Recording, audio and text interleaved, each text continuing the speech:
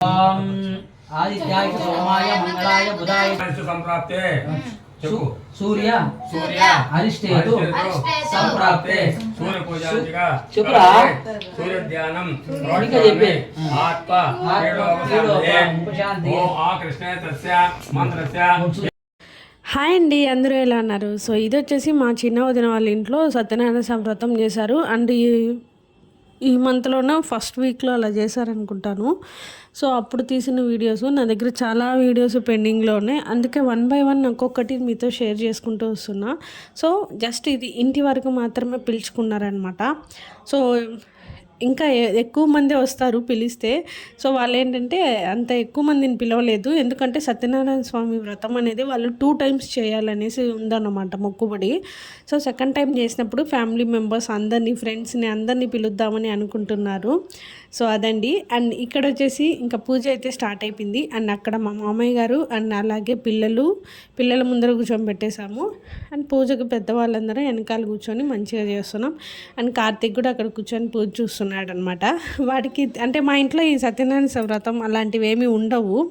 So కార్తీక్కి కొంచెం కొత్తగా ఉంటుందన్నమాట. కొత్త ఒకటి ప్లస్ ఇప్పుడు కొంచెం బాగా అలవాటైంది, పూజలు అన్నీ కూడా నేర్చుకుంటున్నాడు. సో ఇలా అందరం కలిసి మంచిగా పూజ అయితే చేసుకుంటున్నాం. సో లాస్ట్లో కథ చదువుతారు, అది మాత్రం హైలైటెడ్గా ఉంటుంది వ్రతానికి.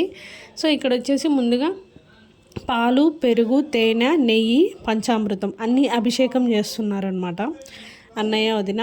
ఇంకా మంచిగా మనకి కథ చదివేటప్పుడు అక్షింతలు, పూలు అన్నీ ఇస్తారు కదా. సో నేను అలా మంచిగా చేతిలో పెట్టుకొని కొంచెం థంబ్నెయిల్కి ఫోటో కావాలని తీసుకున్నాను అనమాట. సో అదండి, ప్లీజ్ కంటిన్యూ ద వీడియో. పూజ చేయవలెను. 4 వర్ణముల వారును స్త్రీలు, పురుషులు కూడా ఈ వ్రతమును ఆచరించవలెను.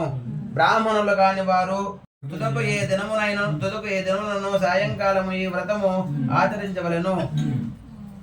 వ్రతము చేయువారు బ్రాహ్మణులను, బంధువులను పిలిపించుకొని వచ్చి చేయవలెను. అరటి పండ్లు, ఆవు నెయ్యి, ఆవు పాలు, గోధుమ నూక, అది లేనిచో బియ్యము నూక, చక్కెర లేనిచో బెల్లము, ఇవి అన్నీ సమానముగా అనగా చేర్చి ప్రసాదమును తయారు చేసి స్వామికి నివేదన చేయవలెను. ఆ విధముగా నైవేద్యము జరిగి కథ శ్రద్ధగా విని బంధుమిత్రులతోడును బ్రాహ్మణులతోడును కలిపి మొదలగు భోజనము చేయవలెను. సత్యనారాయణ స్వామికి ప్రీతిగా నృత్య గీత సర్వ దుఃఖములు తొలగిపోను, నీవును ఆ వ్రతము చేయము అనుచో రేపే నేనా వృత్త బ్రాహ్మణుడు చెప్పిన వ్రతము చేయదనని సంకల్పించి దానిని తలుచుకొనుతూ రాత్రి నిద్ర కూడా పోలేదు. అతడు పొద్దున్నే లేచి ఈ రోజున సత్యదేవ వ్రతము చేయదనని మరలా సంకల్పించుకొని భిక్షకై బయలుదేరను. సో చూసారు కదండి, ఇంకా అక్కడి వరకు ముందు రోజు నైట్ పూజ చేసుకొని నేను వాళ్ళ ఇంటి నుంచి మా ఇంటికి వచ్చే ముందుకే చాలా లేట్ నైట్ అయిపోయింది. సో ఇది వచ్చేసి నెక్స్ట్ డే మార్నింగ్ అనమాట. సో నేను మళ్ళీ సేమ్ శారీనే కట్టుకున్నా, ఎందుకంటే జస్ట్ పూజ వరకే కదా కట్టుకున్నాము అనేసి. అండ్ ఇంకా బ్రేక్ఫాస్ట్ అయితే నేను స్టార్ట్ చేశాను. సో దోశ, చట్నీ చేసి ఉంచాను. అండ్ ఇది వచ్చేసి రైస్కి నేను తరుగుతున్నాను అనమాట.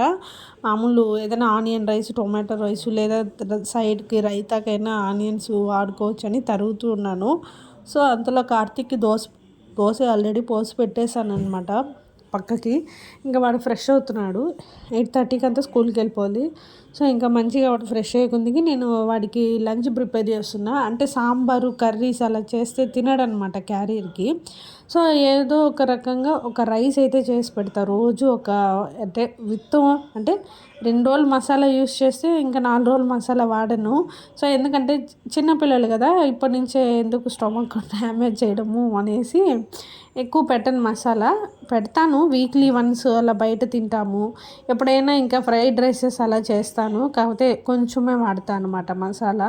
సో ఇంకా అదండి, ఇంకా ఆనియన్స్ తరుగుతూ ఇక్కడ కార్తీక్తో మాట్లాడుతూ ఉన్నా. బ్యాక్గ్రౌండ్ మ్యూజిక్ వాయిస్ కానీ అన్నీ పెడతామనుకున్నా, బట్ టీవీలో నాకు పాటలు పోతున్నాయి అనమాట, డివోషనల్ సాంగ్స్. సో ఇంకా కాపీరైట్ పడిపోతుంది ఎందుకనేసి నేను తీసేసా. సో కార్తీక్కి టిఫిన్ ఇచ్చేసాను, ఇంకా చట్నీ వేసుకోమని తినేసి బయలుదేరమన్నా. అప్పటికే 8:35 అలా అయిపోయింది టైం కూడా. కొంచెం లేట్ అయింది. సో ఇంకా నేను అంత లోపల క్యారీ అప్పటికే తరుగుతున్నాను నేను అసలు ఇంకా అయ్యే కొద్దికి లేట్ అవుతుందని ఇంకా లంచ్ మళ్ళీ ఇద్దామని ఫిక్స్ అయిపోయా, ఎందుకంటే లేట్ అయిపోతుంది వాడికి. సో లంచ్ ఆఫ్టర్నూన్కి అలా పంపిద్దాంలే మా వారు బయట వెళ్ళినప్పుడు అని ఇంకా టక్ ప్రిపేర్ చేసుకుంటున్నాను అనమాట. సో ఇంకా నేను ఆఫ్టర్నూన్ లంచ్ అదంతా ఏం షూట్ చేయలేదు. సో ఒకేసారి ఈ మధ్య ఈవినింగ్ అయితే మన తిరుపతిలో వర్షం బాగా పడుతుంది అనమాట. కొంచెం కూల్ క్లైమేటే ఉంది. ఒక లాస్ట్ 3 days నుంచి చాలా చలిగా ఉంది, చల్లగాను ఉంది. అండ్ ఆఫ్టర్నూన్ 3 పైన అయితే వర్షం బాగా పడుతుంది అనమాట. సో ఇక్కడ మీకు కనిపిస్తుందో తెలియదు కానీ సో మేమైతే ఇలాంటి వర్షం ఏమంటే మనకి ఎక్కడ లేని అనారోగ్యాలన్నీ వస్తాయన్నమాట. కోల్డ్ అవుతుంది, హెవీగా దగ్గు వచ్చేస్తుంది, జ్వరం వచ్చేస్తుంది అన్నీ. తడిస్తేనే ఇంకా ఎక్కువ వస్తాయి, తడవకుండా పోయినా కూడా కొంచెం ఈ చల్లదనానికి పిల్లలకైతే హెవీ కోల్డ్ అవుతుంది అనమాట. సో చాలా జాగ్రత్తగా ఉండాలి అందరం కూడా. ఇంకా కొంతసేపు ఈవినింగ్ ట్యూషన్కి ఇంకా వెళ్ళాలి, అప్పుడే ఫ్రెష్ అయ్యి వచ్చాడు, స్కూల్ నుంచి ఫ్రెష్ అయ్యాడు. సో వర్షం స్టార్ట్ అయిపోయింది, ఇంకా తగ్గాక ట్యూషన్కి పంపిద్దామని ఇద్దరం అక్కడ నిలబడుకొని ఎంజాయ్ చేస్తూ ఉన్నాం చూసుకుంటూ. సో ఇది వచ్చేసి బాదాం చెట్టు అనమాట. ఈ రెడ్గా ఉన్నాయి కదా, ఇవన్నీ బాదాం కాయలు. సో కింద మాకు స్కూల్ గ్రౌండ్ ఉంటుంది, పక్కన పడుతూ ఉంటుంది అనమాట. సో అక్కడ తీసుకునే వాళ్ళు తీసుకుంటారు. అండ్ ఇంకా ఈవినింగ్ మంచిగా దీపం పెట్టేసి పూజ చేసుకున్నా. అండ్ మార్నింగ్ వచ్చేసి మామిడి పండ్లు పెట్టే నైవేద్యం. అండ్ మామిడి పండ్లు అంటే గుర్తొచ్చింది, సీజన్ ఎండింగ్ కదా. అండ్ మామిడి పండ్లు ఈ ఇయర్ అయితే నేను చాలా తిన్నానండి. అండ్ ఇంత తిన్నట్టు చిన్నప్పుడు ఎప్పుడో తిన్నా కానీ మళ్ళీ ఇప్పుడే అన్నమాట. ప్రతిరోజు మామిడి పండు తినేసాము, అంత బాగా ఈసారి ఎంజాయ్ చేసాము.